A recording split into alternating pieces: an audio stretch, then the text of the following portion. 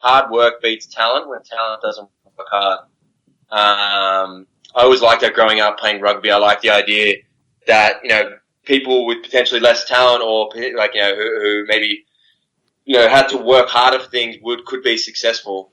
And, it was always a good driver for me to, train a little bit extra harder training or, stay a little bit longer than other people and things like that. And I think that's applicable beyond sport as well. So I think it's applicable to health because most people just the reason why they get themselves into a situation or they can't get out of it is because they're really lacking that kind of that drive and the consistency or the discipline to give up the poor food and to really adopt the correct lifestyle that they need.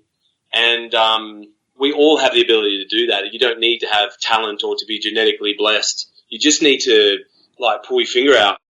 Welcome to the Get Invested podcast, where we share great conversations with experts from all walks of life to uncover their secret know-how on where they invest their time, their skills and their money, and the benefits that this has created.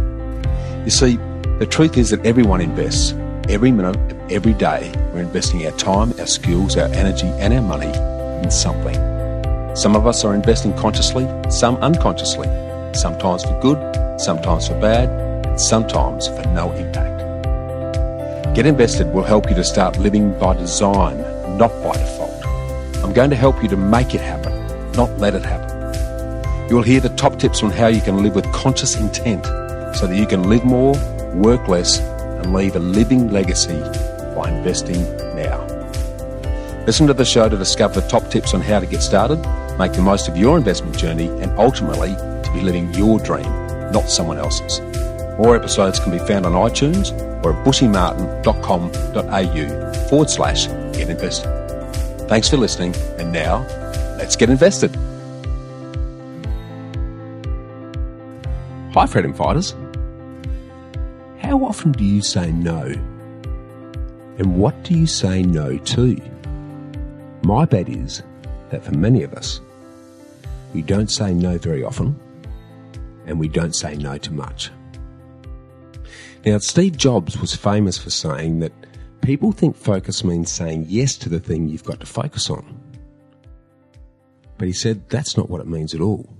It means saying no to the 100 other good ideas that there are. You have to pick carefully, he said. He said he's actually as proud of the things he didn't do as the things he did do. Innovation, he said, is saying no to 1,000 things.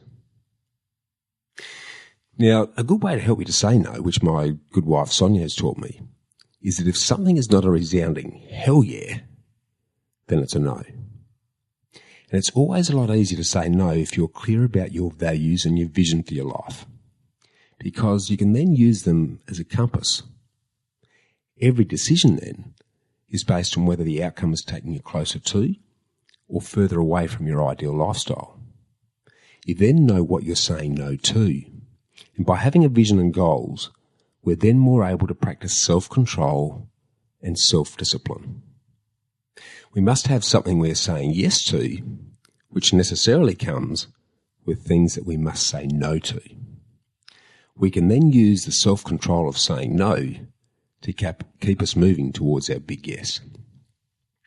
So until you learn how to confidently say no to so many things, you'll always say yes to so many things. That's a pretty obvious statement, I guess. But it's important because the real outcome of a regretful life, and I see a lot of people living with regret, is a life that failed to balance yes and no. A life that failed to recognise when to courageously say no and when to confidently say yes. Another great quote always springs to mind here.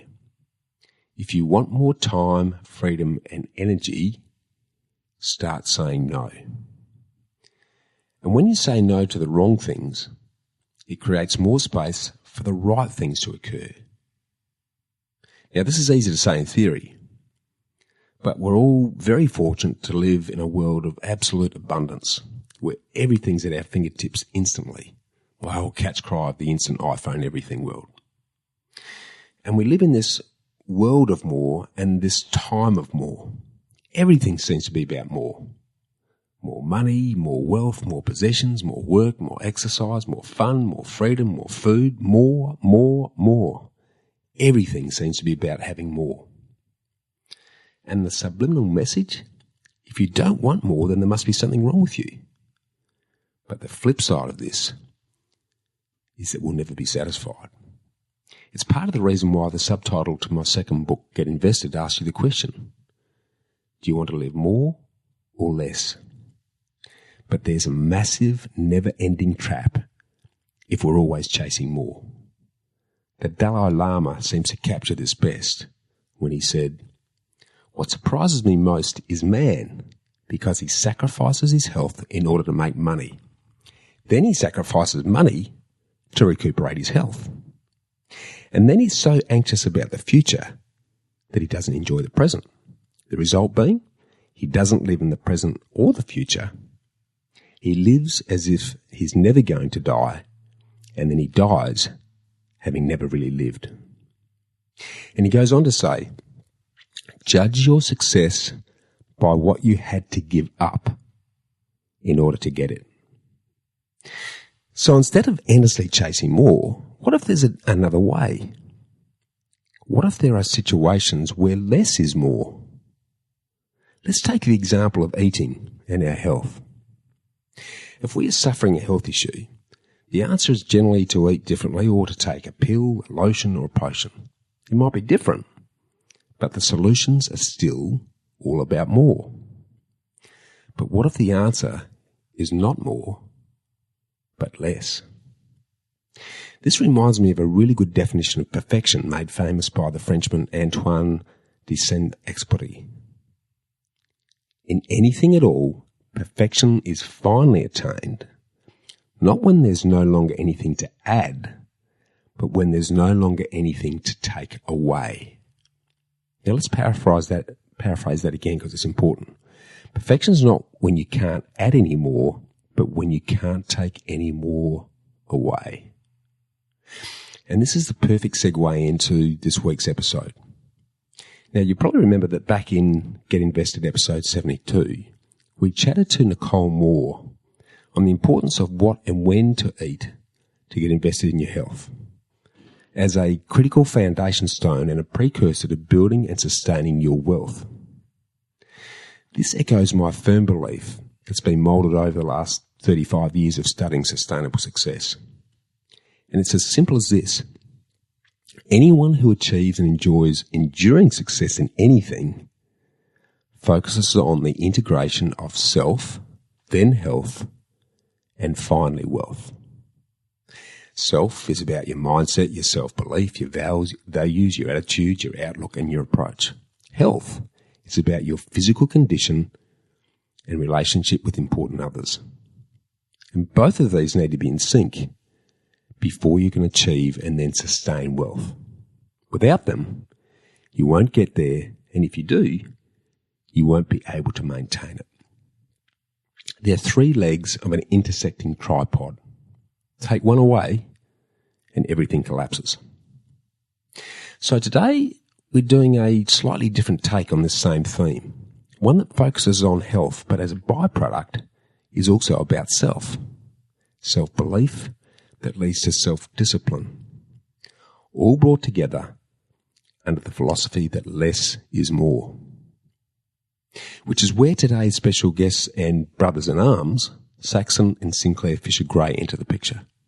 They're living proof of the game-changing physical, mental and emotional benefits of fasting. So what is fasting? And how can you benefit from it? Well, today you're about to find out. Saxon and Sinclair have turned it into a science and used themselves as living guinea pigs. And as you'll hear from them, the results are astounding and life-changing. Now, on a very small note, I've personally benefited from fasting since the beginning of this year. By limiting my eating to 8 hours a day and fasting for the other 16 hours, I've not only dropped about 10 kegs, which has been damn near impossible for me over many years to achieve previously because of my Hashimoto's thyroid condition. But interestingly enough, the mental fog has seemed to go on. I've enjoy much better focus, clarity and creativity. And some of those old nagging body aches and pains have disappeared. All this by essentially skipping breakfast and starting eating at midday. But this is just the tip of the iceberg compared to the groundbreaking work that Saxon and Sinclair are doing in this fasting space around self-healing.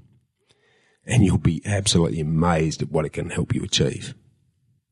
Fasting, which is essentially abstinence from eating for longer than normal periods of time, is not a new concept, but it has definitely become a forgotten concept in our abundant day and age. In nature, a lot of animals instinctively know to heal themselves by stopping eating. In simple terms, fasting is equivalent to resting. I often joke that fasting should be called slowing, as it involves slowing things down and taking a break. Now, as a country boy, I was brought up with the concept of rotational farming, where land was rested so that the soil could recover and not be depleted of nutrients or accumulate a build-up of toxins, chemicals, etc. And fasting has actually been a practice that underpinned many ancient civilizations in both the East and the West from a physical, mental and a spiritual perspective. Not only does it allow our bodies the time, space and energy to cleanse and heal naturally, as we're designed to do, but it's an easy way to start developing self-discipline, one of the core qualities of all successful people. And again, as the Dalai Lama says, a disciplined mind leads to happiness, and an undisciplined mind leads to suffering. In our world of overabundance, absence is actually the great discipline. So your journey to success starts with what you say no to. And fasting is a way to start creating positive daily disciplines and happy habits, while enjoying all of the healing health benefits that Sinclair and Saxon reveal in our engaging discussion today. Remember, from small seeds, big trees grow. Now, brothers Saxon and Sinclair Fisher-Gray are personal trainers and passionate health advocates. They've both worked in the health and fitness industry for well over 10 years now, with Sinclair being actor Orlando Bloom's personal health coach for over 7 years. During their journey, they become incredibly passionate about the body's ability to heal itself. They're avid fasters and have recently completed a 40-day fast, 20 days on water and 20 days on juice. I don't know how they've done it. And they're currently working on a feature-length documentary which showcases their journey and also the stories of many who have come before them and been able to self-heal, some from lifelong or terminal afflictions. And while we're talking about it, they need our help to crowdfund the film's release so they can spread their life-changing message. So if you're on board with this, I encourage you to just jump on www.fastingthehealerwithin.com. That's fastingthehealerwithin.com to make a contribution. Based on their journey from debilitating pain to vibrant health, their mission now is to educate, inspire and empower you and many others to reclaim your health. Now, what impresses me most about Saxon and Sinclair is their close bond between brothers. They seem to enjoy the sort of relationship you only generally see between identical twins. You know, that unspoken understanding and respect, as if they're each one half of a bigger whole. It's like they're of one mind and one voice, where they're able to enjoy a conversation where they can finish each other's sentences quite seamlessly. You're absolutely going to love their combined and infectious passion. And if you enjoy our conversation as much as I have, and you'd like to learn more about how to fast and unlock the healer within you, I welcome you to come and join me at the upcoming Wake Up Adelaide conference. It's going to be held in Adelaide on Thursday the 21st and Friday the 22nd of November at the Adelaide Convention Centre, where I'll be joining Sinclair and Saxon on stage along with 15 other world-class speakers over two really fun-filled days. Now, there's only a few tickets left, so if you jump on www.wakeupadelaide.com, that's wakeupadelaide.com, right now to secure yours, you'll be able to join the movement and get ready to reignite your spark and discover a smarter way to work and live, where we'll help you to imagine and start creating a world, a city, and your life overflowing with an abundance of health, wealth, happiness, and wisdom. In the meantime, relax and enjoy this great conversation with Saxon and Sinclair Fisher-Gray.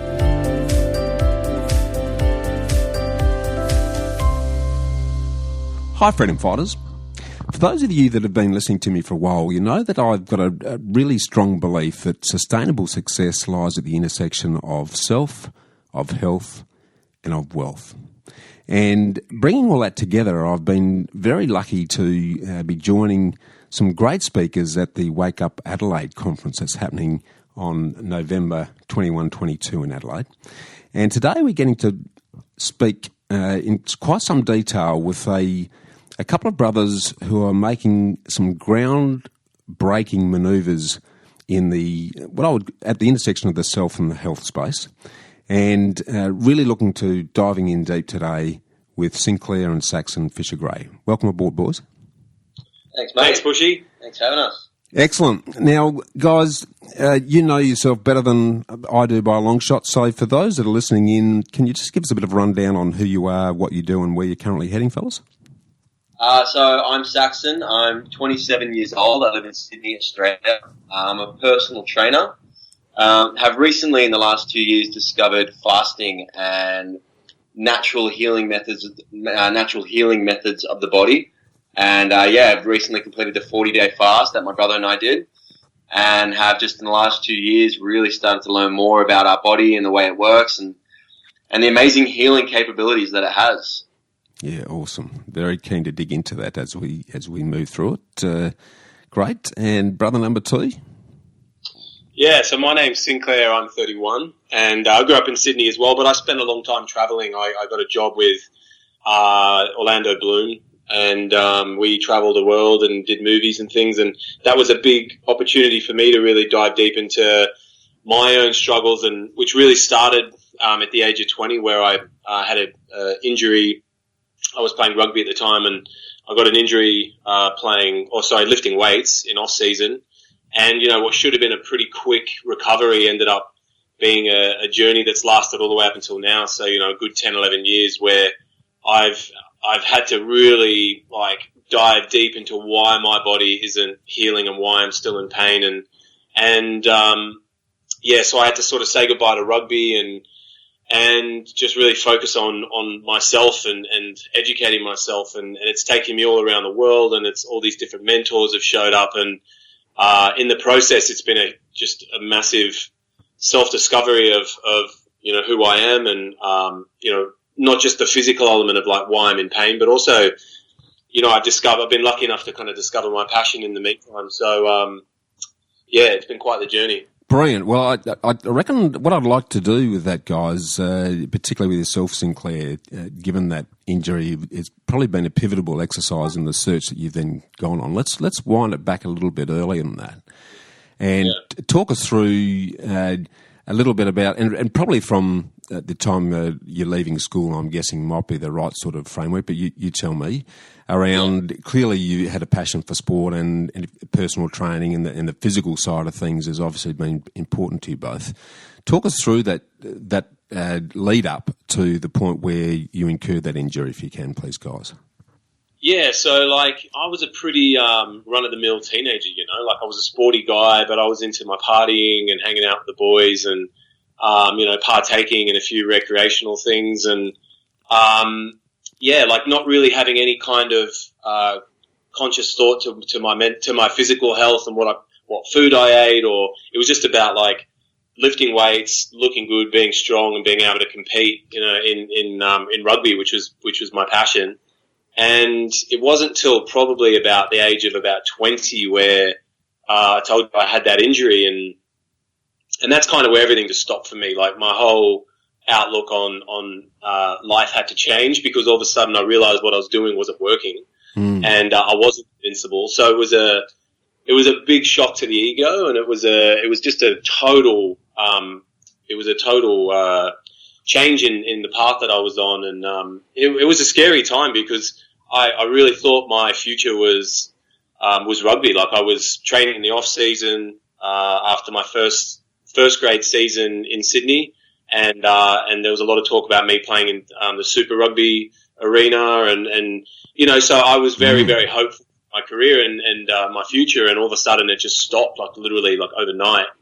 And I just kind of was left sort of twiddling my thumbs. I was like, I'm a personal trainer, all right, well, I just thought I've got to make myself a focus now. I've got to look at, like, I've got to heal my physical body, and that is like top priority. And that's never changed really. It's always been top priority. Yeah.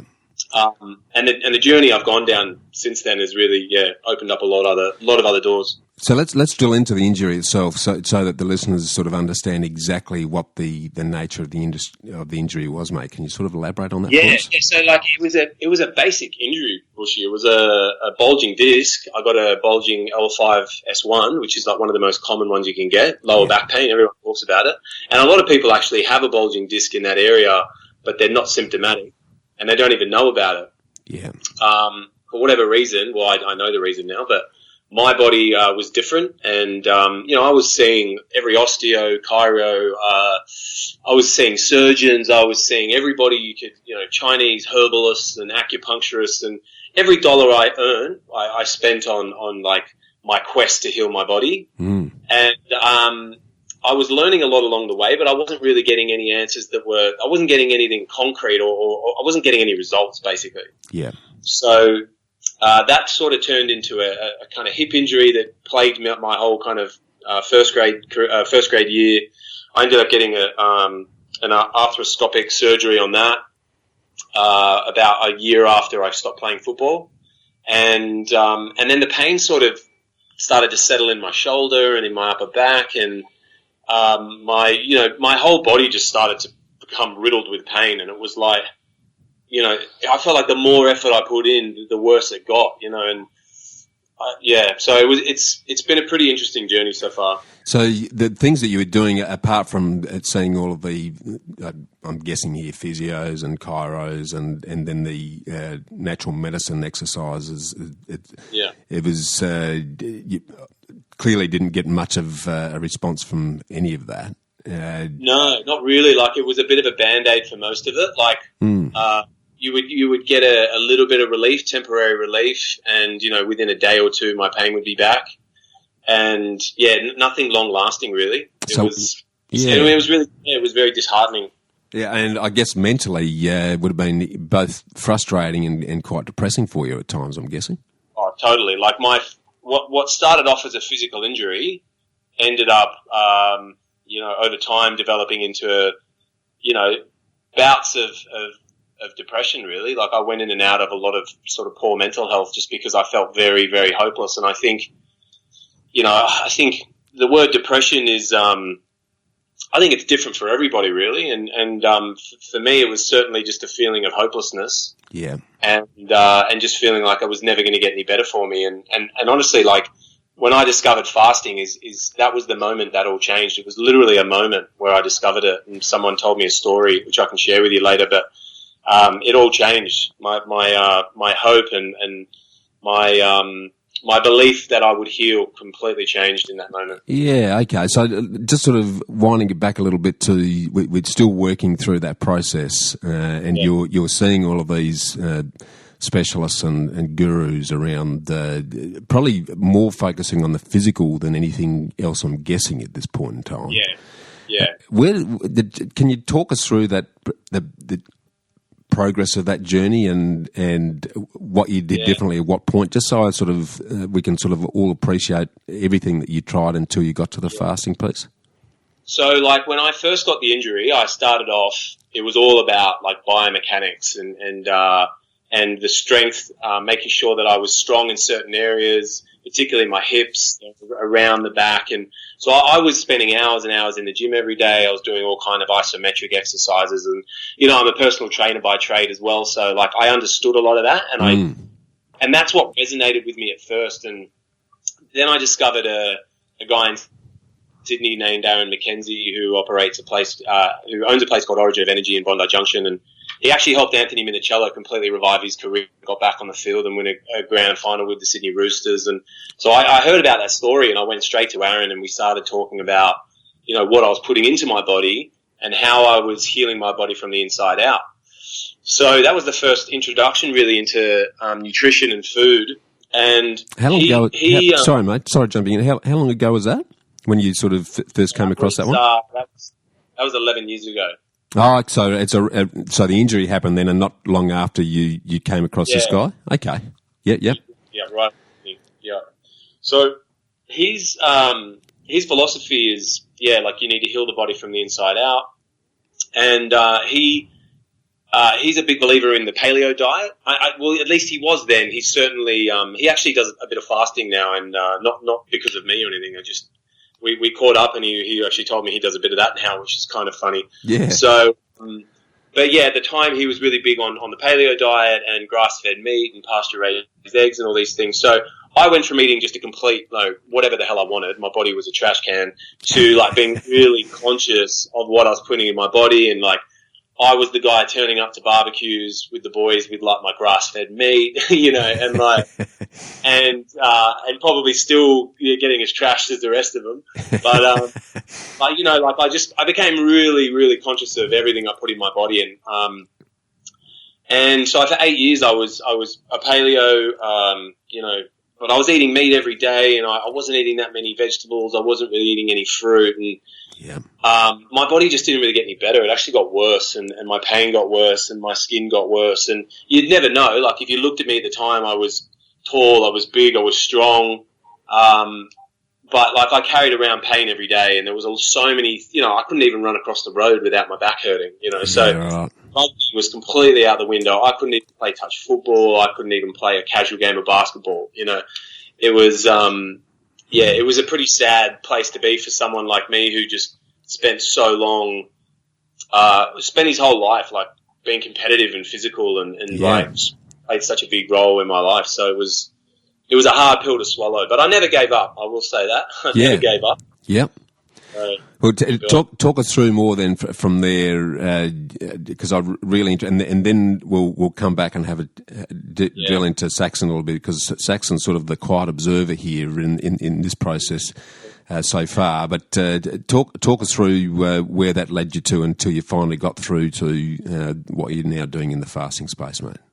Yeah, so if we go from sort of fast forward the clock to about the age of 28, and by this stage I've been working for Orlando Bloom for about 7 years and traveling, and I was lucky that job afforded me a lot of time and space to really dive into things, and I never stopped educating myself. I was always looking it's like I was looking for the golden egg, I just needed that one person to tell me what the hell was going on and give me that answer. Mm.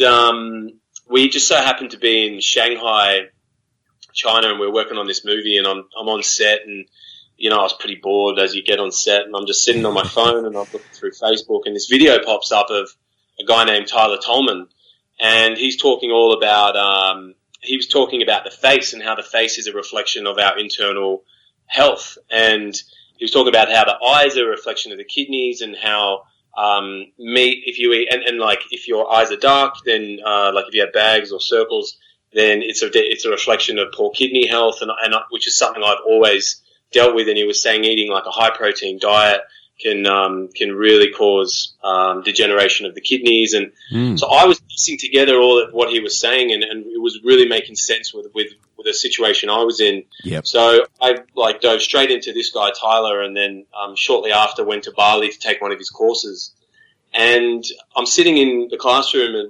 he's talking about fasting, and I didn't know anything about fasting. Yeah. Not even intermittent or anything. But he's telling a story about a lady named Jennifer Ritchie. And Jennifer Ritchie was she was about 26 years old. She was an athlete, and she had a really bad accident, and she broke her spine. And so she was a paraplegic for a number of years, and Tyler's dad came to see her and said, "I'm going to put you on a 40-day water fast. I think it could really help you." And she's like, "Look, whatever you can do for me, I'll do it." Yeah. So he put her on a 40-day water fast. He helped her break the fast, and then helped her introduce food again, and really continue detoxing and healing. And in that entire process, And then I would say probably about a year, or it was about 18 months, she had a complete recovery. So her spine, her spinal cord and her spine itself actually completely regenerated. And she ended up coming out of the wheelchair and making a full recovery and is back to running marathons and, is amazing. You would never, yeah, amazing. Like, you would never even have known she was a paraplegic. That's incredible. So, yeah, so I'm sitting there just thinking, like, wow, like, could this be true? And but I just wanted to believe it. I think I've been through so much that I was ready to hear it. Yeah. So, and then you can actually look that up to all the listeners. You can look it up on YouTube. It's Jennifer Ritchie is her name. And, so I heard that story and I just kind of dove into it all. And then, I went and did my first fast about 3 months after that, because I thought to myself, she regenerated her spine, got out of a wheelchair, and I've got a bulging disc, I should definitely be able to heal my body. So let's just, before we jump in there, for those that are listening that have probably heard the word fast but aren't really too sure exactly what it means, can you just define what a fast is for those that haven't come across the concept, please, guys? Yeah. So like a water fast is when you drink nothing or consume nothing but water. And it could be for a day, it could be for 40 days, but it's about consuming 0 calories. And a water fast is traditionally done with just water and nothing else. So fast is essentially to abstain from something. It's to whatever it is you're trying not to have, you're going to go up a long period or however long you choose to not have that thing. So works a little bit like different when you say a water fast, because you're actually abstaining from food and everything else and only having water. Yeah. But that is essentially what a fast is, to abstain from something. Yeah, perfect. Great. Sorry, I interrupted there, but I just think it's just so we're all on the same page as to what that means. It's because there will be listeners that sort of might have heard it peripherally but haven't really thought about what it means. Yeah.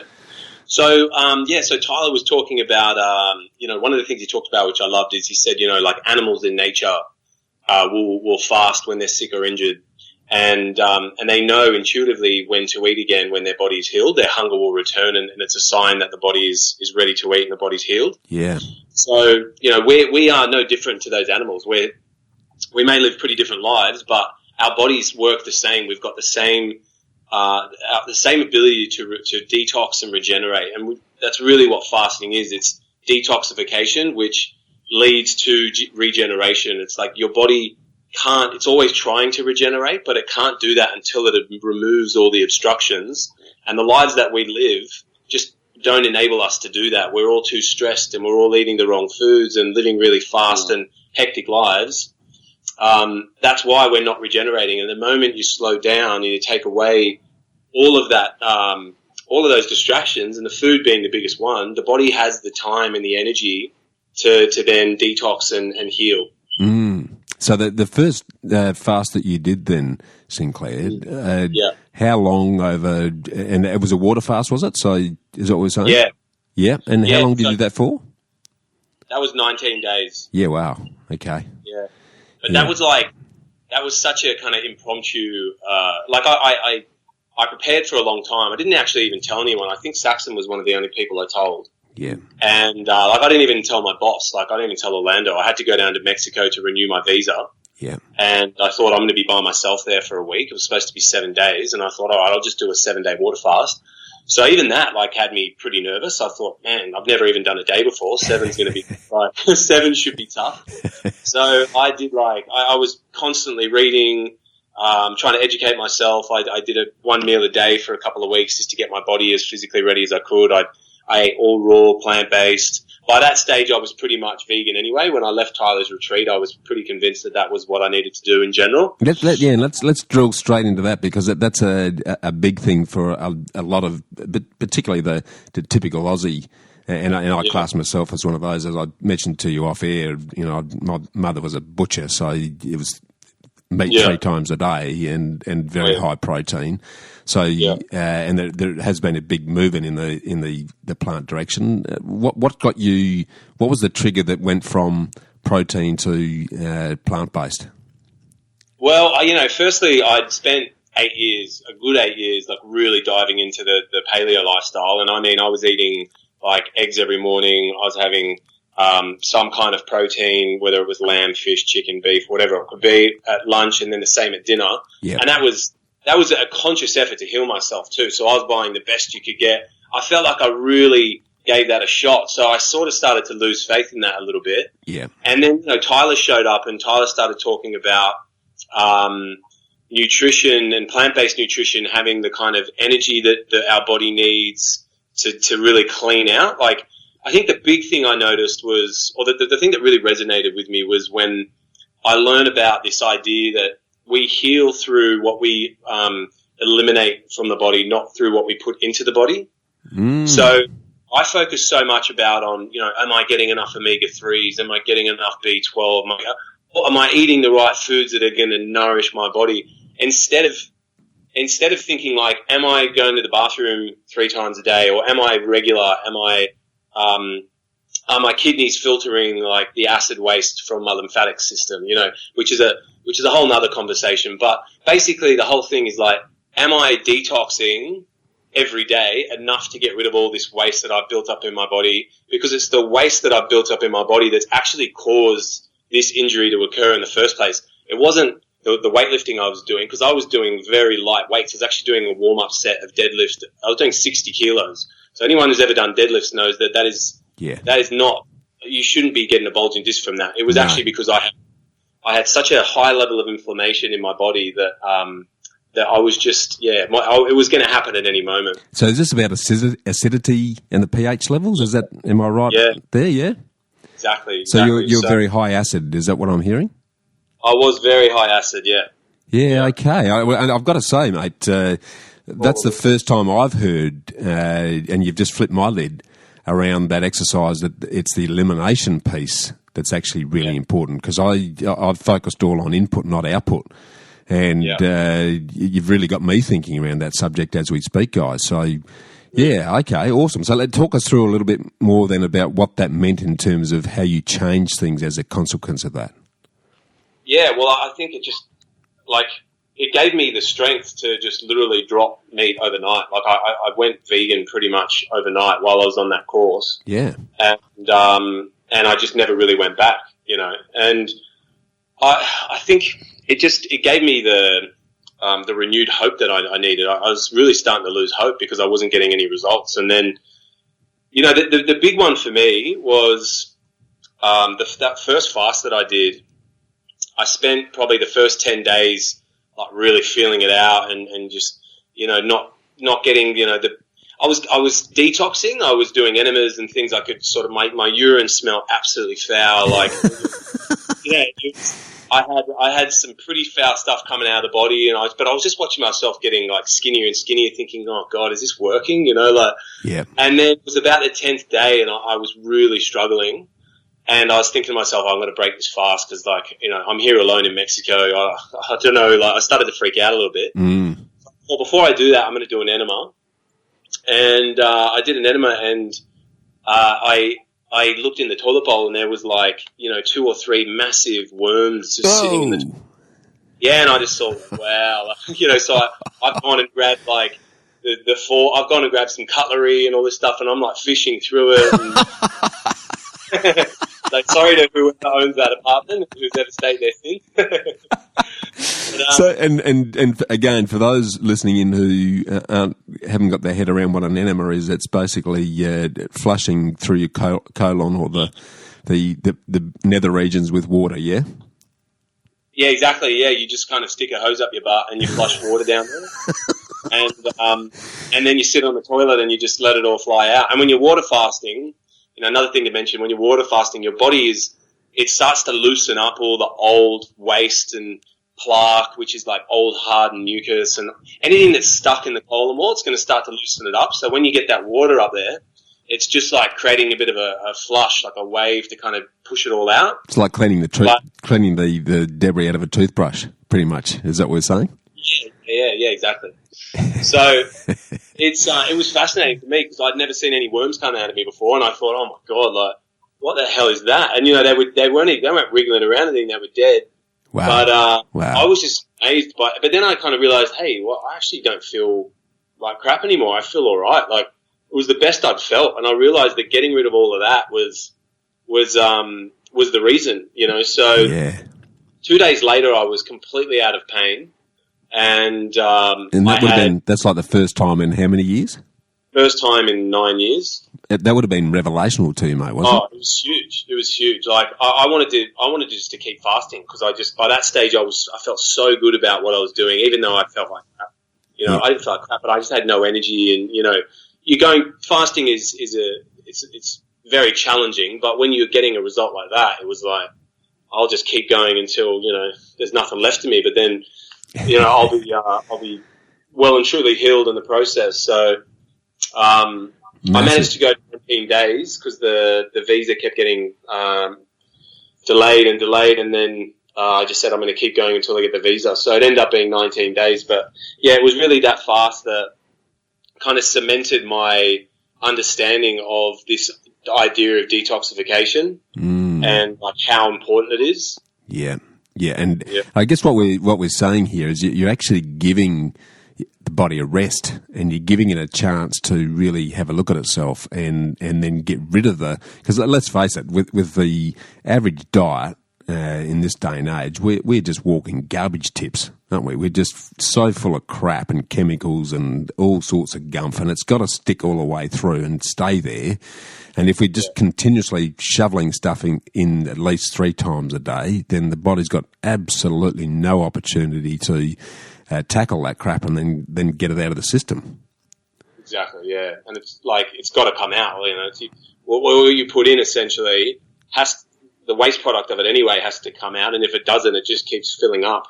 I heard someone say recently, and you guys will know more about this than I do, but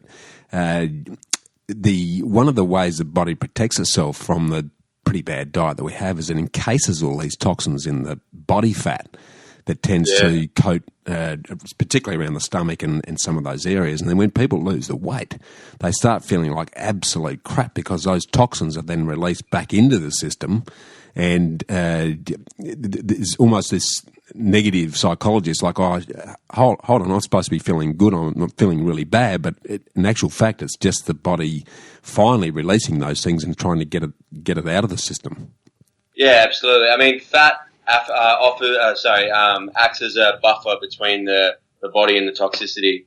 And when you fast, especially when you fast for longer periods, you'll have these like up and down journeys of feeling good and then feeling like shit because your body's just burning these this fat storage, which when it's being burnt off and processed, it's actually releasing these toxins into the system, or it's processing them through the body on the way out.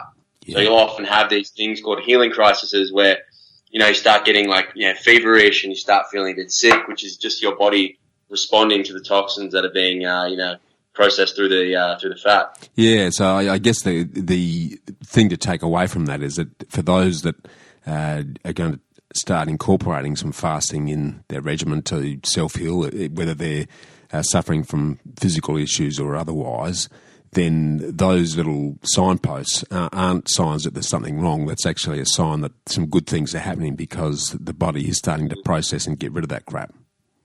Yeah, definitely. And, I think it's important to note, as well, that anyone who's thinking about doing a fast, that's why it's so important to be educated on it, because you need to understand why you feel the way you do, because sometimes it is just the body going through a healing crisis, and then at other times it's your body is lacking in minerals, and that's why you might feel you might have a heart murmur, or So there's times where you can really kind of dig deep and push through, and there's other times where you have to know to back off and to break the fast. Yeah, okay. So you really, one, you've got to research this and do the homework, and two, you've probably got to be in company of someone who can recognise some of those signs and go, no, don't worry about it, or hey, we might need to add this or add that, yeah?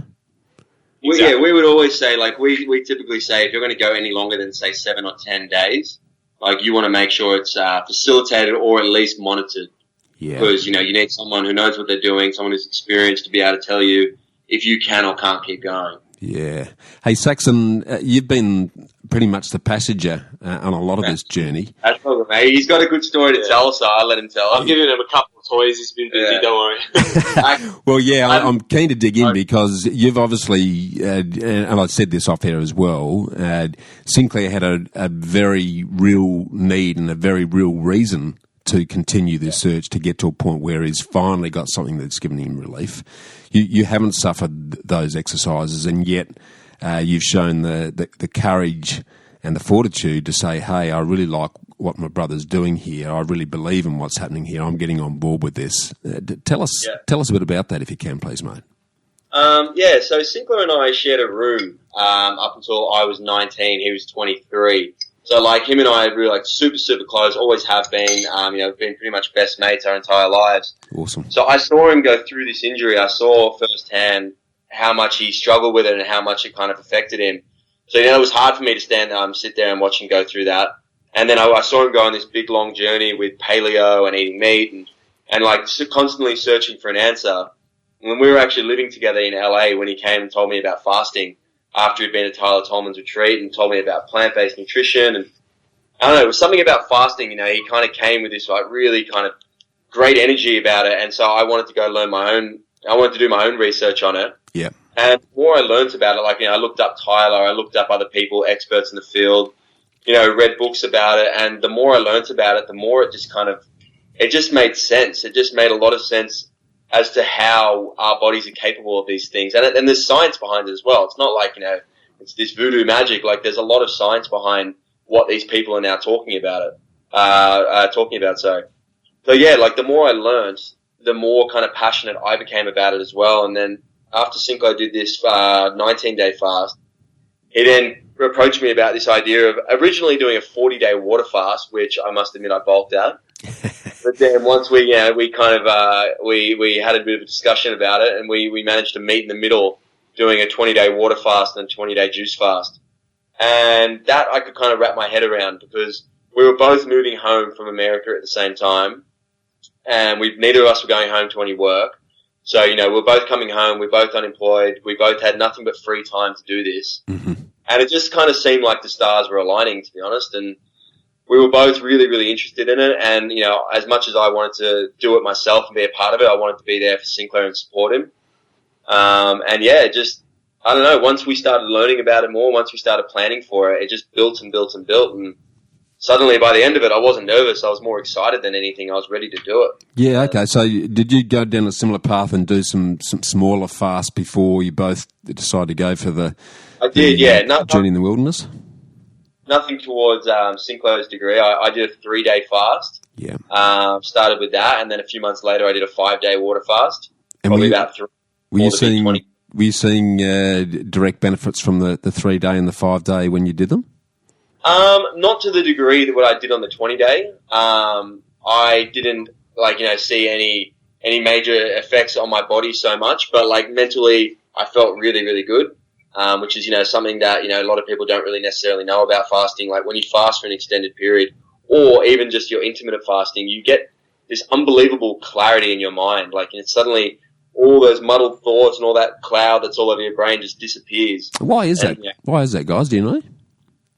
I think it's because the relationship between your gut and your brain is so strong. The food that you're putting in and the sort of terrain that you're building in your gut directly affects the way our brains operate. Like, you might have heard before, our gut is our second brain. Yeah. There's also this saying, as above, so below. And it's this idea that the health of our gut is a perfect a mirror to the health of our brain. So when we start to really clean all that out and stop burdening our digestive system with too much food, even if it's the right food, but just too much food in general, all of a sudden, the cloud lifts off the brain and we can think a bit clearer.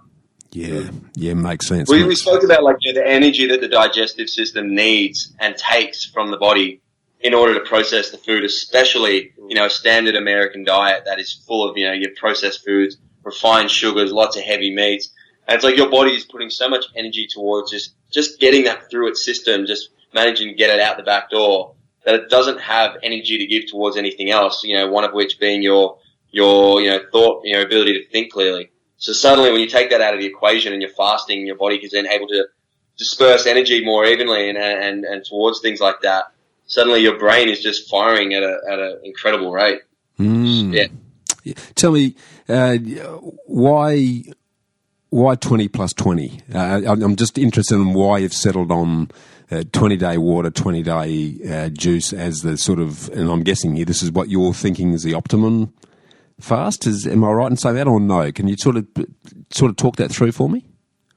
Yeah, like firstly, I'd say I don't think there's any really like optimal level of fasting, and I think 2020 came about. Well, it did come about because originally, like Sax said, I wanted to do 40 days. I just had this sort of fascination with the idea of doing like a Jesus Christ fast, and just when you fast for 40 days, just turning water to wine. Yeah. Yeah. So I think I was shooting really big, and then I was speaking to Tyler about it, and he was like, "Look, I don't think you need to do a 40-day water fast. Instead, he said a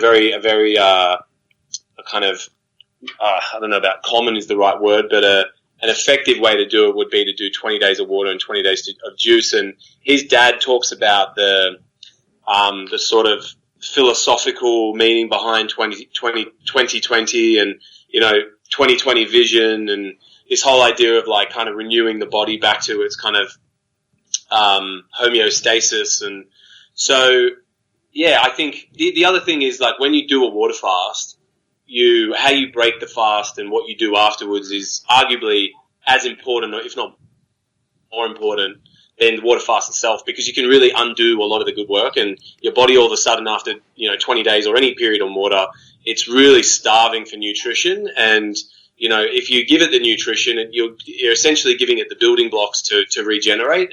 But on the other hand, if you go to say like a poor Western diet, then you could really do some damage to yourself. People have actually died breaking the fast incorrectly. Wow. So, yeah, like going on to juices for 20 days was, in our opinion and in the opinion of our mentors, the best way to really introduce food again. The rule of thumb that we had was the amount of days we water fasted, we had to do the same amount juice fasting. Okay. It was to kind of like, the amount of days we stripped our body back to its kind of like rawest form, we were going to spend the same amount of days building it back to where it should be. Yeah, let's talk about this process. So for those listeners who might be suffering from similar exercises that you were, Sinclair, in terms of body aches, and I know myself, in thinking about what you've been saying during this very chat, because I've been almost paleo, what was paleo at periods of time, and even right now I'm very minimal on carbs, and I've eliminated dairy and a whole bunch of stuff because of the inflammation that it creates. Being a hockey player, lower back and hammies and right through there gets a lot of stress and pressure.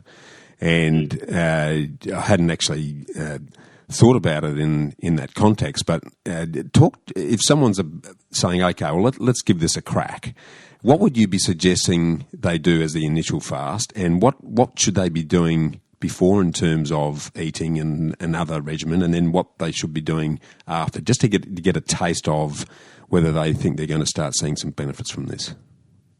I think if you're thinking of doing an extended fast, something like Cinco and I did, you first need to become familiar with fasting. It's important to understand you don't need to do a 40-day fast in order to benefit from fasting.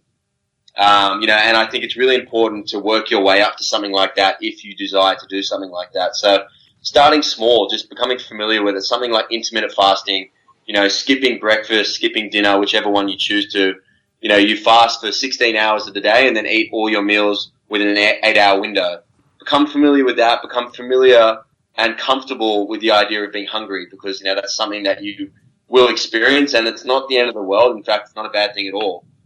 And I think the more you become familiar with that, and then you can start to progress from that. You can start going to 24 hours, maybe try 3 days, include some juice fasting, and then slowly build up until the point where you feel like you're comfortable to extend it out to a longer period. So if someone said, okay, do exactly what you're saying, and this is looking really good for me, I'm going to do a 20-day or a 40-day water and juice exercise, I'm assuming here that you're probably suggesting you just don't continue to do what you do, go to work 5 days a week, because mentally and physically you're really going to struggle at some point during that exercise. Is that something that someone's going to say, right, well, I'm going to do this once a year, and during that time I'm going to just take myself out and go to Bali or take a holiday or what have you? But what are your thoughts around that?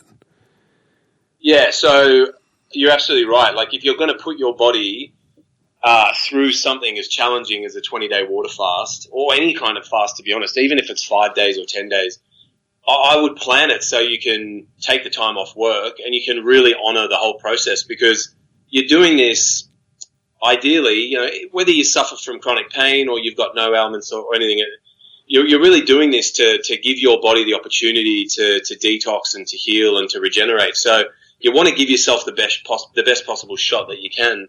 And in order to do that, you really need to take away all of the different things that kind of put you there in the first place, or just the things that stress you out in general. So the workplace is definitely, I wouldn't advise that. I mean, if you want to do a 3-day water fast and go to work, then you could do that. Sax did a 5-dayer and went to work. Yeah, I worked every day. In fact, I'm actually starting a 3-day one tomorrow. I feel like I need a little reset, so I'm going to do that, but I intend on working every day. But I guess what I'm saying is, if your goal is if you're really suffering from something and you want to heal, then giving yourself the best possible chance of healing involves, like, really moving yourself away from any distractions. Like, you really, in my opinion, want to be almost sedentary the whole time. You know, a little bit of walking maybe in the day to kind of get the body moving and get elimination moving, but you'll eliminate it just fine by relaxing and drinking plenty of water and making sure that you're, you know, flushing out the bowels. And so, yeah, I would say, to answer your question, it's really, the more you can, like, put yourself in a stress-free environment that really nurtures you through the process, the more you're going to get out of it. And like I said, if you're going to put yourself through something as challenging as a water fast, then you'd be crazy not to plan for it in such a way that allows you to do that. Yeah, the fast needs to take priority. You know, if you're trying to do it while juggling, you know, obviously people have families, they have responsibilities at home, but I would, like Sinclair said, pick a time where you don't have to have those things, those distractions, and then plan your fast for that time. Yeah, okay. So coming back to the sort of routine pre, during, and post, what I'm hearing is, and correct me if I'm wrong here, fellas, but plant-based is obviously a good place to start, because that's going to get your pH to the right level, so you're more alkaline or more balanced anyway, so that some of that acidity start to dissipate. But in the run up to, so because I want to get quite granular here in terms of what did your diet look like for the month before you did the fast, and then what happened afterwards? Can you talk us through that?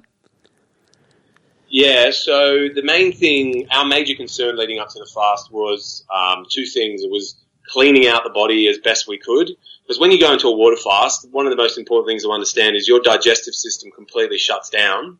And the reason it does is because, A, you're not putting anything into it, but also because the body then utilizes all that energy that would normally go into digestion, and it puts it into healing. So it puts it into detoxification and moving waste through the lymphatic system and eliminating out the kidneys, or like loosening up plaque in the colon wall. And all of these processes take a lot of energy. And normally in our day-to-day life, that energy is taken and put towards digesting food. But as soon as we stop eating, all that energy goes towards detoxing. So Sax and I were really just concerned about cleaning out the bowels as best we could by eating foods like fruits. Fruits are the best foods to clean out your bowel. And if you know, I'm sure there are a lot of people on here who would doubt that. And I'd say to any doubter, just go on fruit for a week and you'll understand exactly what I'm talking about. You won't be able to get up. Well, what sort of fruit? Because there's 1,000 different varieties. What, anything specific? Are we talking ones that are water rich, like watermelons and melons and that sort of gear? What are we talking? Yeah, like fruits that are really high water content fruits. So melons are great, oranges, apples, anything, even bananas. Bananas are great, but I would go probably less bananas and more of the high water content stuff. But yeah, like that's all that water and all that fiber is really just going to act as a like a bit of a scrubber brush and just like a bit of a wave just to kind of push everything through and clean the bowel wall. Yeah, because what you don't want when you go into a water fast is you definitely don't want any meat or animal products in the digestive system putrefying, because it rots. It rots in your gut basically. Toxic and you'll make your life a living hell like during the fast, and until that actually is able to be removed, and sometimes, you know, depending on how much is in there, it might sit there the whole fast. So cleaning that out is really important. And then the second thing is like building the blood and making sure that your vitamins and minerals and your blood profile is really strong. So one thing Sinclair and I did before, during, and then after the fast, we got a blood testing to make sure we were nutrient efficient and nutrient rich. So you want to make sure we got given a list of things from Tyler, our fasting mentor, to make sure that we had all them in check before we could go on this fast. And then, so, on a plant-based diet, we believe that you can get to that point. And that's what we were really trying to focus on as well, to make sure all those mineral levels. So, sorry to jump in there, guys, but again, this will be of interest to the listeners, I think, because I've been I'm a long way behind you guys, but I'm sort of, my awareness is up around the importance of this. And a normal blood test that you get from your GP is not going to hit it, because I'm not going to pick up the markers that we're looking for here. I'm assuming that it's a much more detailed blood test that's picking up all those markers and indicators that are giving you the sorts of levels on key nutrients and minerals that the body's going to need to sustain. Am I right in saying that? Yeah, definitely. You'd be surprised. It's actually, a lot of them are in the general blood profile test that you get. Yep. But the bigger ones we were looking for were like iron, B12, and our minerals. Yeah. And another one, IGF-1, insulin growth factor 1. We wanted to make sure, because what we were trying to do through the fast was bring that down, because when your IGF-1 is high, it promotes cancer growth, tumor growth. So the more we could bring that down through fasting, the better. Yeah, right. That was more so to be able to show, our audience that what fasting is able to achieve, because we don't have high IGF-1 to begin with, so it wasn't like a danger to us or anything. But it came down. It did, yeah. One interesting thing was like the end of the 20-day water fast, we had really low levels of particularly the iron and B12, and then at the end of the juice fast, or I think it was even like 20 days after the juice fast, we got tested again and our levels all came back and were even stronger than they were before. Really? So fasting itself, your body pulls on whatever it has in storage, and how long you can go on a water fast really depends on a couple of things. It's like how much body fat you have, because all of a sudden your body starts to burn body fat and go into ketosis. Yep. So your body fat becomes your fuel source. Yep. But then also, like I was saying, your kind of your blood profile and your vitamins and minerals and how strong they are, because your body will just keep taking whatever it has. And eventually, if you run out of that, that's when you need to be monitored and make sure, like, someone who knows what they're doing can read your bloods and tell you, okay, you're getting pretty close to the threshold. We need to pull you off the water fast now. So this would be a good point to mention as well. We also added pink Himalayan salt to our water every morning while we water fasted for the mineral content, because it's very high in the minerals that our body needs. Yeah. So that we just put a little dash of that in that to help the mineral utilization in our body. Yeah, got it. That sounds awesome, mate. And then the post. So we're coming out of it. You mentioned that's really important as well. And is that really just revolving around the gradual introduction of fruits over a period of time to enable your body to sort of recover and get back into the digestive spirit? Is that what we're saying? Yeah, absolutely. I think, how you break it, especially after a long one, it's important to do it, especially after the water fast. That's why we did the juice fast, to slowly, reintroduce just small amounts of nutrients and things like that. So, that's definitely, if you're going to go back to solid foods straight after a water fast, fruit is the best thing to be having. Yeah. But one thing we noticed, actually a funny story, like after we reintroduced food, what we weren't prepared for was just like the mental restraint you'd have to place on yourself once you're able to eat all these delicious foods that you've been starving yourself of. Because we were able to eat all these, not just delicious fruit, like fruits and vegetables, but suddenly, we were able to go out and if we wanted to go eat, hot chips and things like that. And obviously we didn't eat like that initially, but suddenly once you started to reintegrate back into normal food and normal society, those temptations are there and they're very, very hard to abstain from. Sinclair and I actually had more than one occasion in which we would just binge eat on different kinds of food to the point where we'd have these bulging stomachs. Healthy food. Yeah. I mean, for the most part, there were a couple of occasions where we had some hot We weren't taking trips to McDonald's or anything. No, of course. I know what you're saying, though, and this is where I think I remember one particular occasion, like I had a nice healthy dinner, and then I was like, you know what, I'm just going to treat myself to some fruit. I had a giant fruit salad, enough for 4 people. My stomach can barely hold any more food, and I think, you know what, I'm just going to have some peanut butter toast because, that'll just finish me off nicely. So then 6 pieces of peanut butter toast later, I'm sitting on the couch. I can't move. I'm sleeping down there for the night. That was a challenging thing, like the mental kind of strength. Like you said, it's even sometimes harder to break the fast than it is to do the fast. Well, because if you deprived yourself for so long, mentally going to go, right, I'm just going to binge, I'm just going to go hard now and potentially, I guess, undo a lot of the hard work and the good work that you've already done, yeah? Fasting is very black and white, it's either you're eating or you're not. Like, it's one or the other, where so it's very easy to wrap your head around it. You just got to get through it and be present throughout it. Whereas when you break the fast, suddenly you've got all these different options. You've got so many different things that you've been thinking about, like especially towards the end of the water fast, I was constantly thinking about food, like screenshotting different things I wanted to cook. I did different things I wanted to try. So when it came time to break the fast, I had all these temptations, so many of them that I had to try and resist. And, it became very challenging. It took quite a while, probably a month or two to really get a handle on it and, to get it under control. Yeah, I guess I've been thinking about it, and I know we touched on this again going live. One of the things for me that I like about the discipline of fasting is that I think most of us in the Western world at least live in a world of excess of everything, and the ability to say no and is almost gone, and the patience and persistence muscles have almost withered on the vine in our instant iPhone everything age.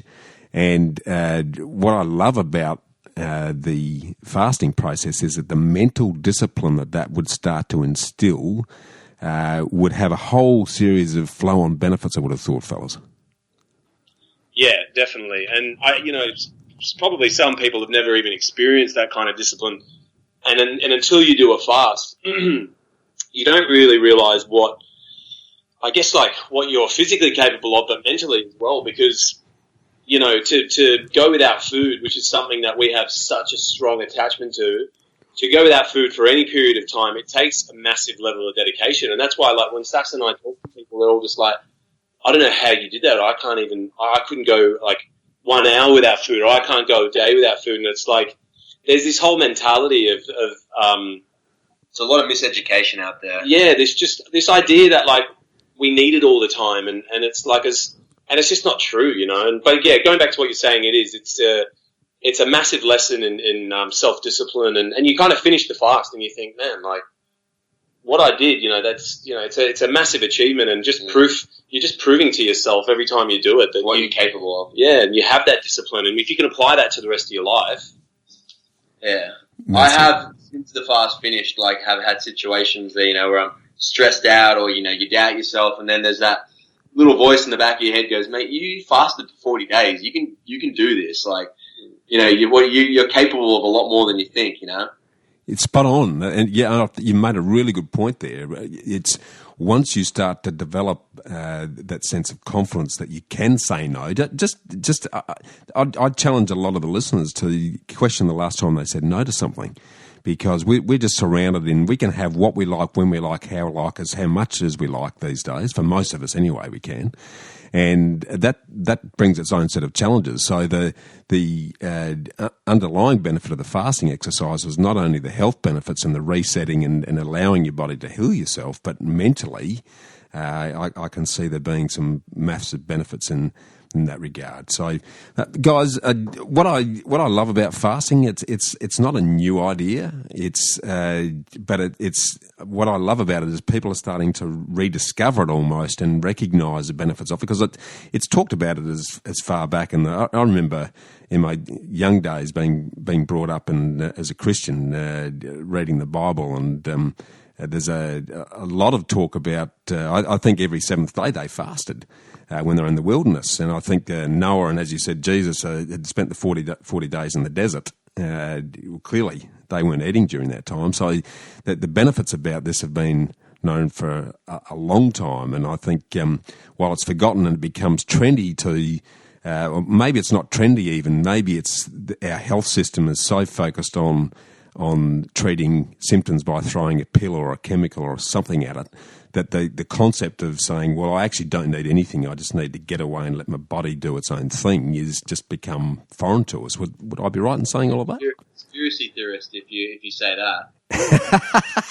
That'd be crazy. Well, that's interesting, isn't it? Because and taking that conspiracy theory flavour, someone said to me ages ago that back in the early 1900s, I can't remember which major American family it was, but they went through and took all of the natural therapies and natural treatments out of the medical universities and training system, so that and they were the same people who owned the pharmaceutical companies, so they could almost indoctrinate the medical profession that the only solution was to give them some sort of artificial pill. Now, I could be, I've heard that said before, but it's certainly this concept of a preventative rather than a treat the symptom and put a Band-Aid on it.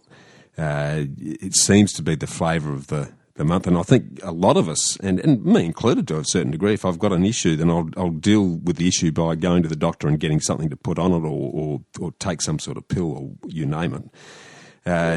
Going back to what was done for probably centuries and thousands of years before that is probably perceived by some as a backward step. But talk to us about your thoughts around all that, fellas. Yeah, like I would say, it just comes down to like how we've been educated and how we've grown up and what's become the new norm. And we've gone, like you said, we've gone so far away from what we used to know as the truth, which was that our body knew how to heal itself. And, there's been healers out throughout time, and actually the earliest healers were all women, and then that was kind of done away with, and then we've come to now to rely on a medical system and pharmaceuticals as the new truth. But I think there's a bit of a turn in the tide. It's a very small kind of grassroots movement, but more and more people are discovering that what we've been told all along is just not serving us anymore. And it's actually, it's not healing anybody. It doesn't. It's based on treating symptoms, not cause. So you could spend your entire life, and that's why doctors will actually say to you, I've had doctors say to me over something as little as dermatitis on my skin, they said to me, here's a steroid cream, and I'm a 15-year-old. I go to see a dermatologist and he says, here's a steroid cream, just put this on your face every couple of days. I was like, oh, well, how long do I need to do that? Thinking he's going to tell me a couple of weeks. He goes, well, you'll have to do it for the rest of your life. And I'm like, what? Wow. What do you mean? Like, yeah, I'm sorry.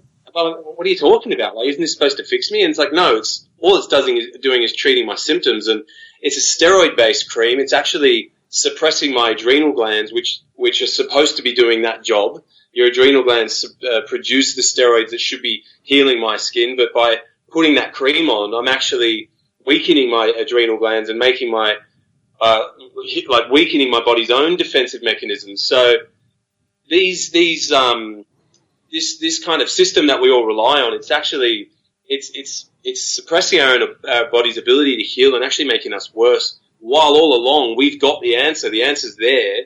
We just don't have the know-how or the awareness. So that's the big message that Saxon and I are trying to do, is change that. I think for anyone that's listening right now who potentially is a little bit skeptical or doubtful of what we're trying to put forward, all you need to do is look at the statistics. It's like people are getting more and more sick. People are getting more cancer. People are getting more diabetes. Especially in places like America and Australia and these Western countries. Like, people are just getting more and more sick. So clearly, whatever the system that's in place, which is the medical system, clearly that system is not working. That's not fixing issues. That's not stopping people from getting sick. That's a really good point. And how many healthy doctors do you see? That's an incredibly good point. We went and saw a few before the fast. None of them were in good shape, and in fact, one of them would be, I think, considered to be obese. and he's telling us that we're crazy for what we're doing, that we're going to hurt ourselves. And I'm just thinking, do you look at yourself and think you're healthy? Do you think you're a healthy person? Yeah, there's a lot of, I think I don't want to speak poorly of the medical system or doctors or anyone who's within that field and trying to do good, because there's so many people who get into that for all the right reasons. It's really, I think the message that's coming from the top down is really where the issue is. And, it all comes down to money. Like, it's a system that is designed to make money off our sickness, not our health. So the sicker we are, the more money they make. And that's why all of the different treatments that they have never actually fix us. Like, they rely on you continually coming back for more prescriptions, more treatment. If the moment you're healed is the moment they go out of business. So, and for every ailment that's out there, and Saxon and I, the documentary that we're working on, like, we have people that have healed themselves from colon cancer and liver cancer and hepatitis C and Lyme disease, and all using fasting and natural methods. These guys are testaments, and it's like, why doesn't they're one of many, many, many people who have done this, like thousands, hundreds of thousands of people have healed themselves using fasting and natural methods. And it's like, why isn't that information out there? Like, why don't the medical system know about it? And why aren't doctors utilizing this kind of stuff? And the answer is simple. The answer is because there's no money to make, and they're not taught. They don't even really know. We've spoken to, like Zach said, so many doctors who just have no idea what water fasting even is. They're just like, what the hell's wrong with you two? And when we tell them that, it was our mentor in Bali who told us about it, he's like, so let me get this straight. You're going to drink water for 20 days because some guy in Bali told you to do it. It's like, well, when you say it like that, you make us sound like idiots. But yes, you're telling me if he'd gone and studied for 7 years, if he told us the same thing, then suddenly he's able to. That's I think the good news, though, and I agree with you. If you look at the individual doctors themselves, they're only as good as the education they've had. But I am seeing a shift in that, and my family GP that we've been seeing for 30 years, for the first time when I did my annual checkup beginning of the year, she's suggesting get rid of refined carbs. Start looking at your diet, eliminate dairy because of the inflammation. That's the first time I've ever heard her say that, and it tells me that there's been a shift in the awareness that's looking beyond the cure and starting to think about prevention as the way of really managing your health moving forward. Yeah.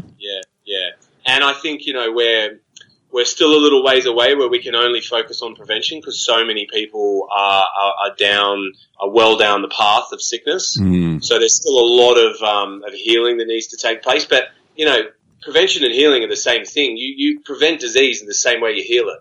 Yeah. So fasting is, you just raised a good point actually, because fasting, what you do when you fast is you open up your channels of elimination to eliminate all of the waste that's built up that essentially causes disease, whether it's a cold or a flu or it's cancer.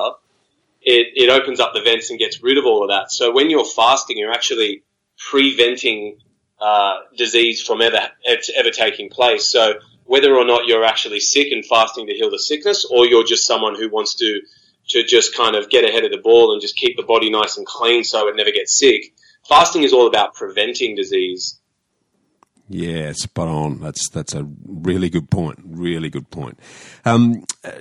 We're covering some awesome stuff here and very interesting conversations. If someone that's listening wants to sort of dig into it a little bit and do a bit of reading, a bit of research themselves, where do you suggest they go? I think, some of the people that we've listened to, we've mentioned Tyler Tolman. You can look him up on YouTube. He's got a website. He's got plenty of information. Somewhere Sinclair and I, especially Sinclair as well, have been following is Dr. Robert Morse, a naturopathic doctor from America. He is just a wealth of knowledge, and you'll get lost spending hours, just watching all of his footage, all of his content, because he's just so incredibly intelligent, and he just makes it all so understandable for your average person as well. Yeah. There's also a Dr. Walter Longo, who's pretty well known in the fasting world, and Dr. Alan Goldhammer, who runs a fasting retreat in Northern California, which was actually somewhere I was going to go and visit. I had some issues with my visa. I should actually be on day 6 of a water fast right now, but I never made it into the country. So I've since replanned to do my fast in Bali starting in a couple of weeks. But anyway, yeah, like these doctors are great, and there's people like Arnold Ehret, who's, you know, he was at the beginning of the 20th century the one who was kind of bringing fasting to light. And then also a guy called Paul Braggs with his daughter Patricia Braggs. They have a lot to share. Yeah, Paul Braggs has a book called The Miracle of Fasting, which is the book that I read before I did my first water fast, and it's great for the science and the information, but also just for the inspiration as well. Yeah, brilliant. Some great suggestions there, guys. Okay, in walking through all of that then, I'm really interested for you to share where you're at and where to from here with yourselves. So you've done the documentary of your own 40-day fast. Has that gone live yet, or can people help you in any way in relation to that? So the documentary isn't actually finished yet. We have pretty much all the footage, barring a little bit to come in the next month or 6 weeks. But we're still in the process of the editing and then the final process to get it all up and running. So there is help. Anyone that's listening and sees, we have a trailer, that we've completed that kind of gives a journey of what we've done and what our documentary is about. You can find that at our website, which is www.fastingthehealerwithin, all one word, .com. You'll be able to find the trailer there. But if anyone does see any promise in this, or just really wants to help out, we are trying to raise some funds to finish this final edit, and we would like to give you some incentive to donate. So Sinclair is doing iridology sessions where he'll look at your eyes and he'll be able to tell you what's going on internally inside of your body. He could probably tell you more about that, but we also have a plant-based cookbook that we've released with 20+ recipes, all Sinclair and I that we've picked up over the years. So anyone that might like to help out, that would be very, very helpful and really beneficial for us getting this thing off the ground. Awesome. And the other, obviously you're appearing as at keynotes at the Wake Up Adelaide conference on the 21st and 22nd November in Adelaide. What other ways are you spreading this message of the benefits of fasting, guys? So we've been doing speaking events around Sydney since we launched the trailer, which was probably about 3 months ago. Yeah. And it was really just about promoting the film, just getting awareness about fasting, and just kind of spreading the word about the project that we're working on and everything. I've actually got another fast coming up, like I just mentioned, in a couple of weeks, and I'm going to go to Bali and do it. And this time I'm going to try and fast for 40 days on water, and really just try and get a little bit deeper into everything that's happening in my body. And with the last fast that we did, we took on a lot. We were trying to film a lot of it and document it, and we also did it out in nature, and we camped on a mountainside, and we really didn't give ourselves the best chance, like I was mentioning before, like really putting yourself in the best possible environment when you fast in order to allow your body to heal. Yeah. So I didn't get as much, personally, I didn't get what I wanted out of it. So I'm planning another one in Bali, 40 days. I want to use that opportunity as well to really bring people on board and document a little bit of it, and so people can kind of follow the journey and see what a water fast looks like. And we post a lot of that on our Instagram. We actually have the whole 2020 fast that we did on our Instagram. So that's at Fasting the Healer Within. And the upcoming one I'll be doing will also be posting a lot of it as well. And it's really just about giving people like a first-hand look at, what it looks like for me to go through that, what it feels like, what my body transformation looks like. It's about as good a look at fasting as you'll ever get, really. Yeah, awesome. So just sort of drilling into that, and two questions there that spring to mind. The first, in terms of a 20 to 40 day fast or in that sort of vicinity, is that something you'd only be doing sort of once a year, or what's the sort of frequency that's sustainable around that, guys? Yeah, well, I guess I've done it now. I did a 19-day 2017. I waited a year, did a 20-day with Saxon, and it's almost 11 months later, and I'm doing another one, which is 40 days.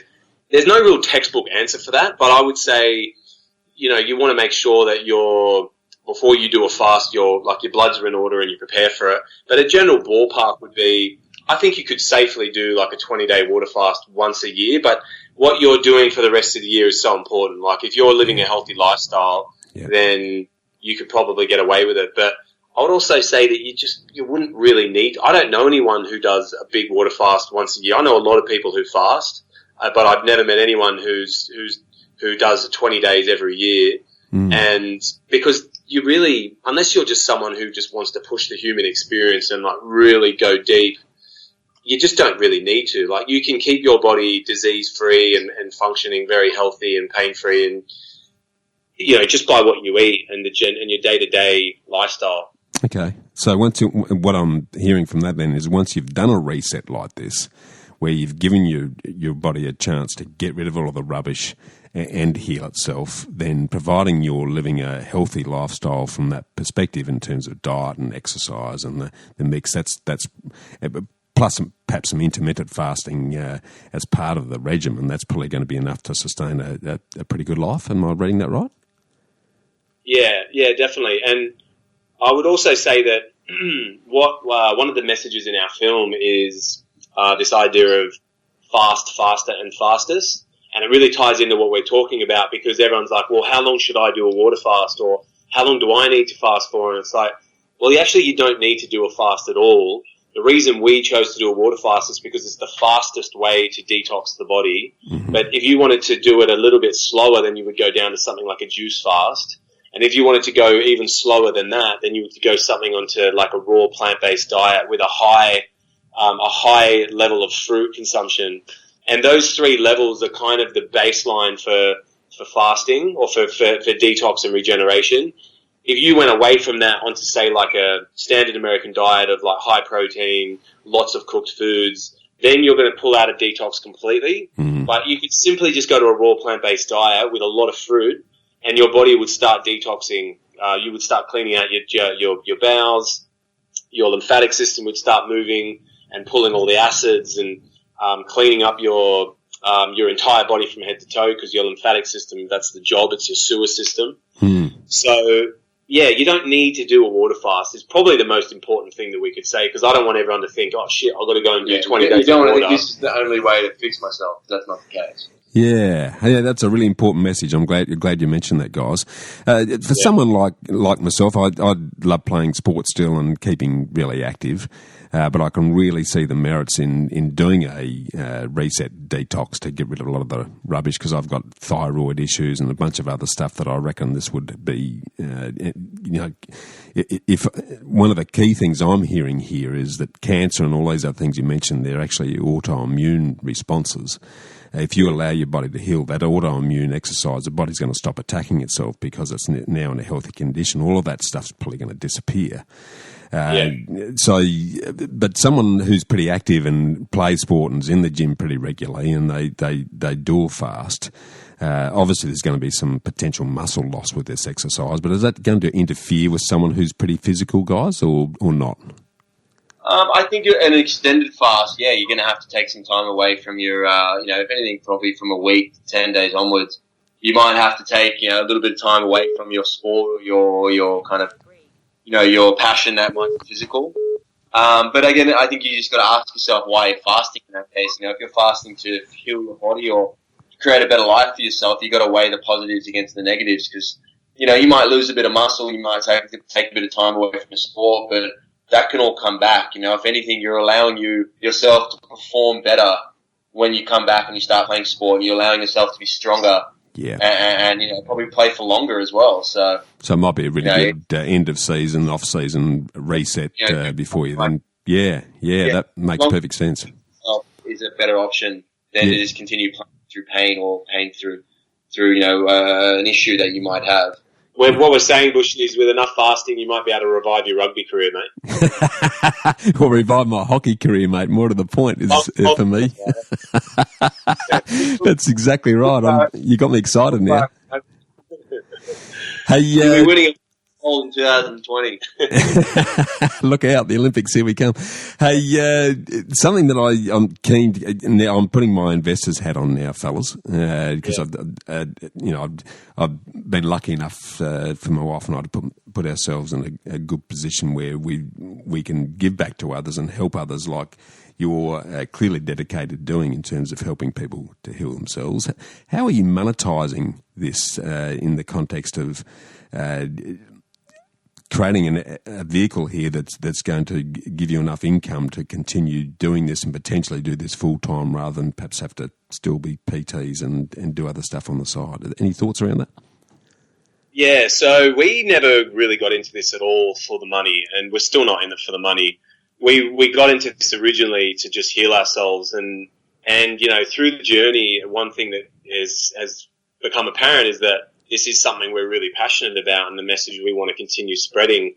And this is what certainly myself, and I think Saxon, the longer we go, the more he's falling in line with this as well. We want this to be our bread and butter in our day to day, and it's a good question, because one thing we're constantly thinking about now is like, all right, we've got this, what we believe is going to be a great film. It's like, how can we then use that film to create something bigger? What's the bigger picture here? Whether it's fasting retreats or whether it's online tutorials, people can pay for packages to teach them how to do their fasting themselves. And so it's definitely it's something we're working on at the moment. And we have a website that we have a website already, but we're building out a bigger one where we can offer different packages to people that are interested in learning about fasting, and we can offer them a guide on how to do a 5-day, a 10-day, a 15-day, or a 20-day fast, or whatever it is. And it's kind of a work in progress at the moment. We have so many ideas. Yeah. It's really just about putting. I think the strength Sinclair and I both have is like we both come from like a physical background. We both come from a rugby background. Yeah. Have learned personal training. Have a lot of experience in a weightlifting and strength and conditioning background. And what we're learning is that fasting can be incorporated with that, because you can increase your human growth hormone through fasting. So, it's something we've spoken about in terms of creating a kind of program / package that incorporates weightlifting and fasting and a plant-based diet to create an optimal body. So, that's definitely something that we're working on and something we'd like to have available to our followers and towards people who want to go down that path. I think there's massive potential there, because it's, I started doing the old Google search on the whole fasting piece in the preparation for our chat today, and there's not much there. There's really not much there. So I think you're... particularly in Australia as well, Bushy, and it's like there's a huge market for it. Like, I know a lot of... Saxon and I, we have people all the time asking us, do you guys run retreats? And, like, would you consider taking me or running or starting one up? And it's like...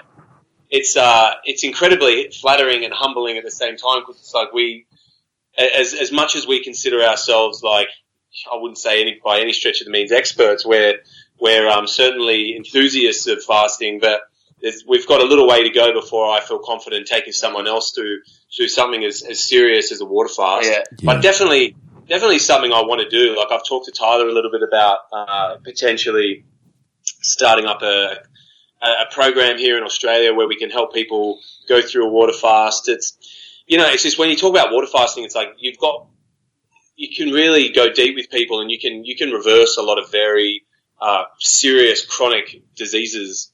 But and that which means that it's such a serious task to take on. So before we even got stuck into that, I really just want to focus on working with people.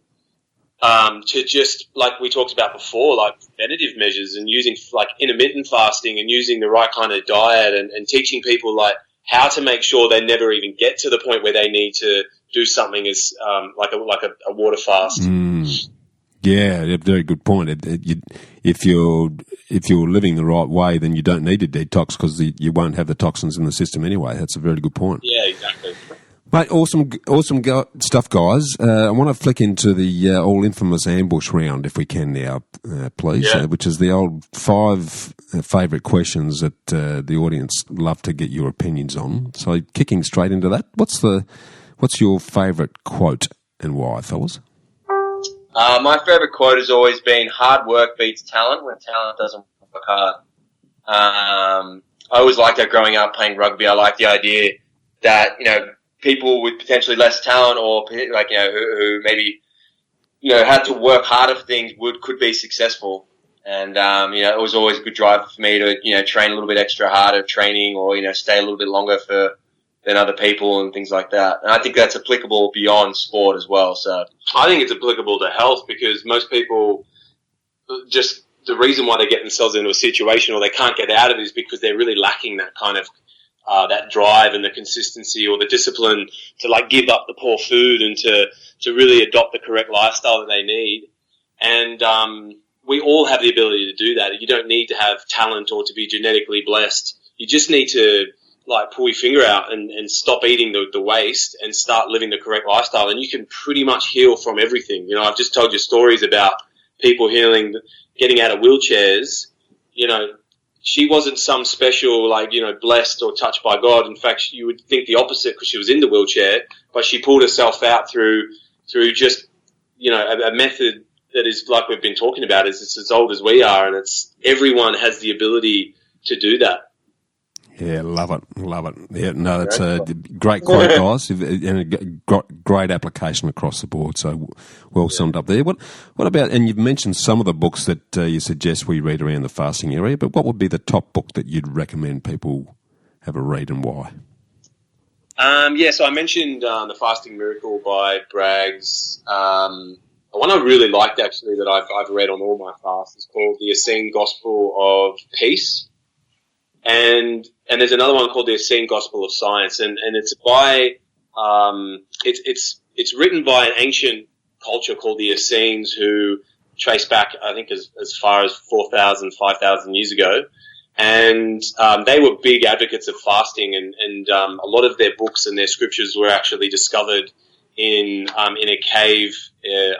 I'm going to butcher it if I try and tell you where it was, but they were translated and rewritten, and one of the chapters is called the Essene Gospel of Peace or the Essene Gospel of Science. And while you're fasting, if you read this, it's written whilst these people were fasting themselves. Okay. So it talks about their experience. And if you ever do a water fast and you read this, it's going to be fascinating because you'll actually connect with everything that they're saying. It's like all the physical and the mental and the emotional things that you go through when you fast were written about by this culture thousands and thousands of years ago because they were doing the exact same thing to heal themselves and to really promote the best possible experience that they could have in their lifetime. So to be able to read something like that that's ancient and is it just feels it's very empowering, and it's like when you're really doing it tough during a water fast, to have that book was really big for me.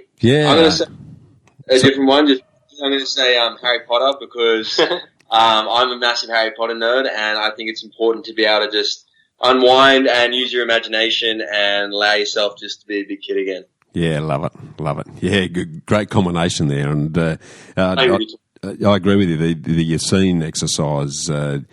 Having the comfort of knowing that someone's been through this eons ago, and so it sort of you're not feeling like you're on your own trying to struggle through this. That would be a great companion during that pretty tough time, I'd imagine.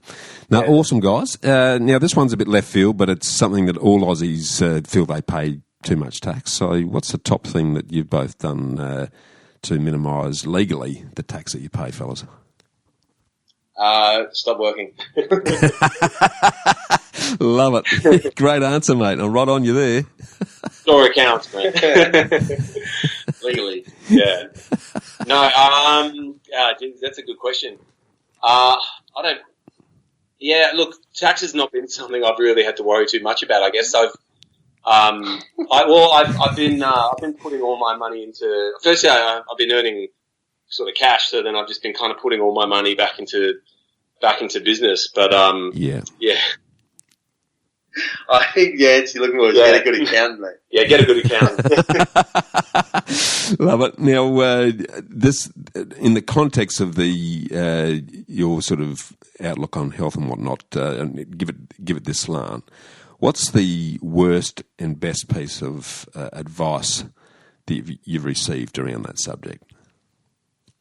Say that again, on which subject, sorry? Yeah, well, I normally revolve around investment advice here, but given that you guys are investing in your health, so let's make it around health. What's the worst and best piece of investing in your health advice that you've ever received? I think one of the best pieces of advice I've heard is you're never too old to be healthy. You know, like, you're never too old to invest in your own health. Because, I think a lot of people would give that excuse, like, I'm 60 years old, I'm retired, like, whatever I do now is not going to make a difference in the rest of my life. Whether I smoke, whether I drink, I think it's a poor excuse. Whereas I think you're never too old to be a healthy person, or at least to increase the kind of quality of your life. So, I've heard that before, and that was one that always stuck with me. Mate, I'm a living, breathing example of exactly that. And that is my belief, that age is irrelevant. Age is just a figure of our imaginations. And, I'm still out there playing competitive hockey, and I'm nearly at 800 games, subject to a few injuries. And I keep saying to the guys, I'm going to keep rocking up until you tell me not to. So it's all in the head, and I think what you've mentioned there is a cracker, actually. What about on the flip side of that? What's the best piece of health investment advice you've received? I would. Oh, that's a good one. Dairy. Dairy's good for calcium. Yeah.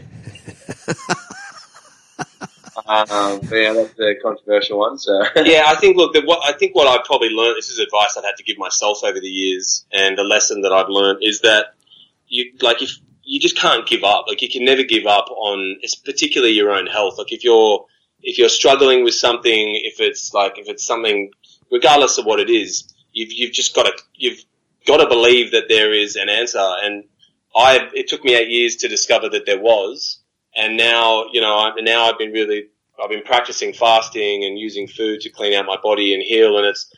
Had I not, I could have easily just kind of given up at any point and just said to myself, all right, well, it's not in it for me. And I'm happy I didn't, because I don't know where I would be if I had. I'd be miserable physically, mentally, emotionally. I'd be in bad shape. So, I think it's just really like having perseverance and pushing through. Yeah, no, love it. Okay, let's turn to personal habits, which is, in the context of what we're talking here, pretty relevant, I think.